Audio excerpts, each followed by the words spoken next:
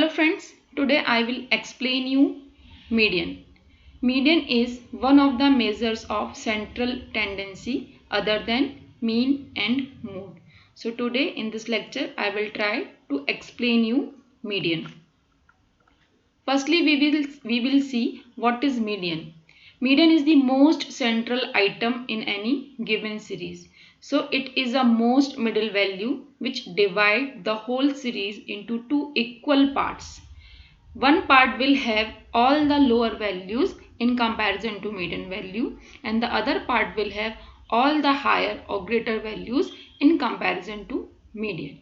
So this way this is known as median. Now the other name for median is the positional average. Means one of the positional averages is median, because with the help of median we can find the position of the given observation in a series, and that series should be arranged either in the ascending order or in the descending order. So this way we can identify the position of median. Thus this is known as positional average. Now how we can represent median? So the notations which we can use to represent median are MED dot or MD. D should be in subscripts. So this way these are the two ways to denote the median. Now there are certain merits of median. What are these merits? First one is median is useful in case of open-ended series. Now what is open-ended series? Open-ended series is that series in which either the upper limit or the lower limit is not given. Means the boundaries are absent. In such kind of series is known as the open-ended series. So in such kind of series the median is very useful measures of central tendency to calculate. Example is, if suppose I am talking about income. So in case of income distribution, if you are not knowing the lower limit or if you are not knowing the upper limit, so in that way you can calculate median to find the average income. Then median is easier to compute than mean in case of unequal class intervals. Means when in a given series the class intervals are unequal.